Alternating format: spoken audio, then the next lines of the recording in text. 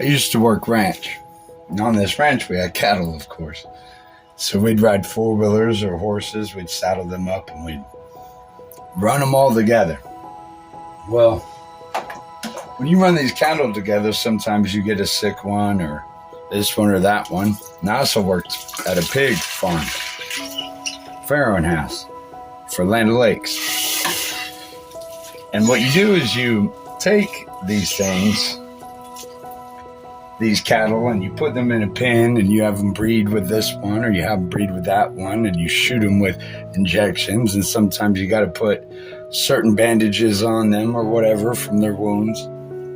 And point being, when you zoom out and you look at the golden calf and then you look at the American race today, you can see they are cattle. See, they used to not be cattle. That was back when fathers would answer. The father answered for his family and no man come into his house, no man takes his property. But today you have them pulling you over. See, making sure that you pay outside banks from far away. Well, anytime you have taxation without representation, you have slavery. That is, if your government says you must have something, tags, title, insurance, license, they must provide it from the general tax that you pay.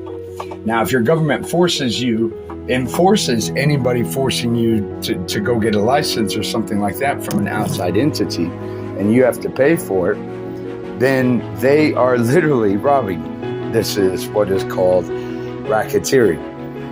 So if it's not in the general tax, if it's in the general tax, then they provide it from the money you pay them so that they budget their money.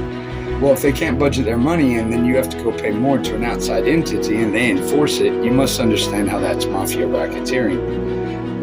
Well, whenever they come into your home and tell you who your kids are, where they'll go to school, when do these entities, these governments, become wiser than the fathers?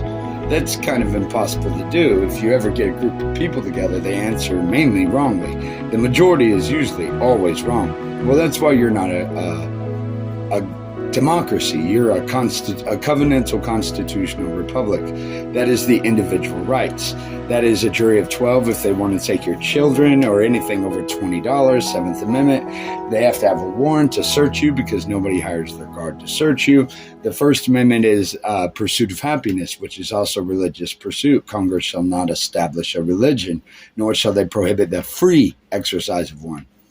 All these are obvious signs that the women have done their part bringing us in, and the men have not done their part in safeguarding the family. Being fathers, being brothers, they're too busy screwing each other.